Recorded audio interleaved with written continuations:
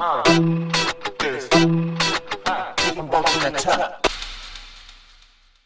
to the Daily Sports Content Economy Podcast for Thursday, February 12, 2026.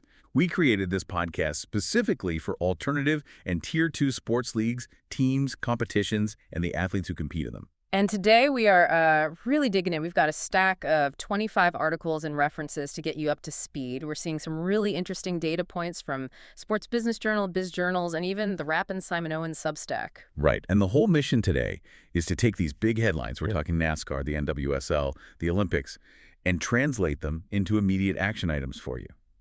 The signal is, well, it's crystal clear. It is. The old model of just slapping a logo on a jersey, it's over. It's dead. Everything is pivoting to integrated content. Let's start with NASCAR then. According to Sports Business Journal, Body Armor just signed on as their, quote, official sports drink. Okay, fine. But this makes them the 57th sponsor for the 2026 season. 57. 57. Doesn't that just sound like noise? It sounds like clutter, but it's not. SBJ is calling this a strategy called stacking. And it's not just about selling more ads. It's actually a brilliant defensive play. Defensive how? Well, by stacking a big league level deal with their own deals with individual drivers, they did it with Ryan Blaney. Body Armor basically blocks any competitor. A rival drink can't get in. They own the entire vertical from the broadcast all the way down to the bottle in the driver's hand. Okay, I get the strategy for them, but let's be real. If I'm running a local gravel bike race, I don't have that kind of leverage. I certainly don't have 57 sponsorship categories to sell. So is this stacking idea even relevant? The scale isn't, but the mechanism is. The mistake smaller competitions make is they sell static things. You sell a spot at a water station, you put up a banner, and you just hope someone sees it. Right. The SBJ report kept hammering this idea of integrated content. So if you're that gravel race director, you need to repackage that aid station. Now, today, don't sell the table. Sell the what then? Sell a hydration lab. A hydration lab. So like a content zone. Exactly. You pitch a sponsor on getting their logo on the live stream overlay while the leaders are coming through to refuel. You promise them that visual, the data point. That's what you sell. You just turn a boring banner into an active, broadcast-ready asset. A smaller league can actually pull that off faster than NASCAR can. That idea of integration, it connects perfectly to the team side of things.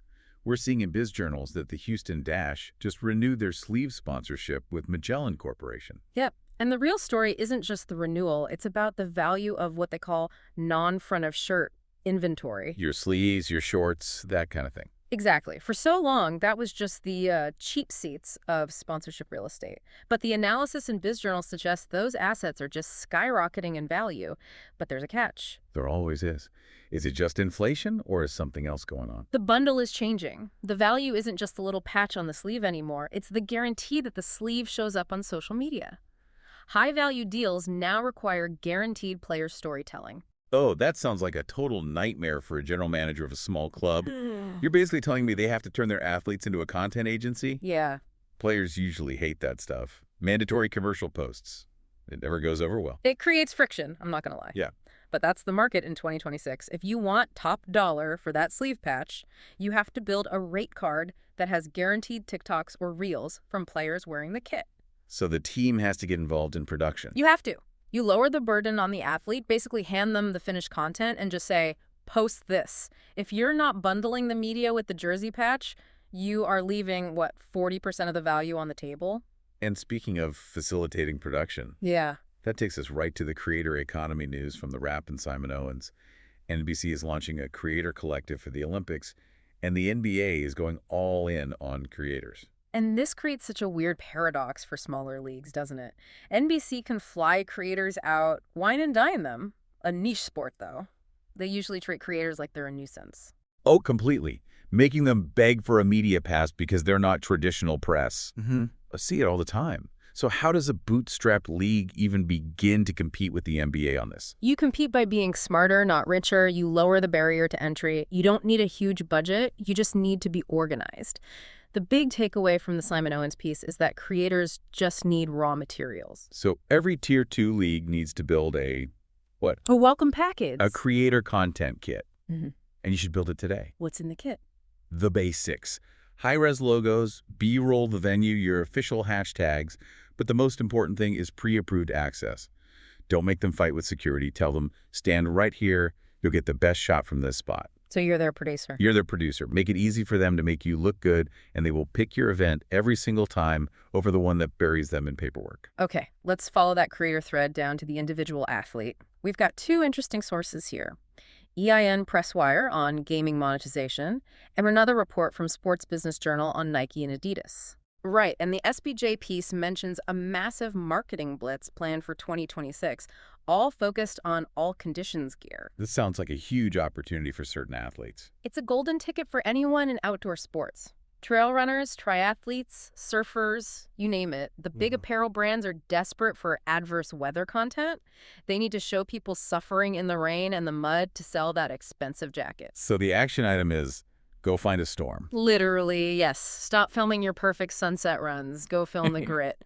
But the deeper insight here is when you compare that SBJ news with the data on gamers from AN Presswire. How do those connect? Gamers are out-earning so many traditional athletes, not from prize money, but because they sell digital products directly to their audience. You're suggesting a triathlete needs to start acting like a Minecraft streamer.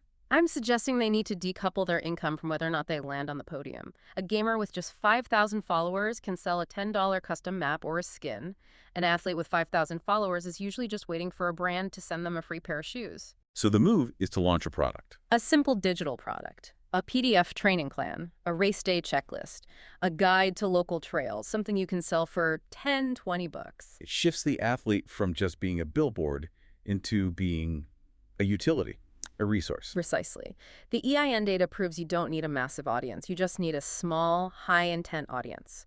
A cyclist selling a $50 training guide to just 100 people makes more money than an influencer with 50,000 followers waiting on ad revenue. So whether it's NASCAR stacking sponsors or an athlete selling a PDF, the theme is the same. The real money is in owning your own content ecosystem. It is. Which leaves us with a final thought for everyone listening.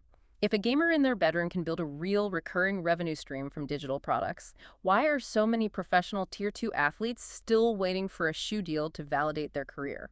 A serious question to think about for 2026. That's our time for today's deep dive. Go execute. Thanks for listening to this edition of the Daily Sports Content Economy Podcast. If you're ready to build your content media empire, we should probably talk. Visit rootgroupmarketing.com. Thanks for watching and listening.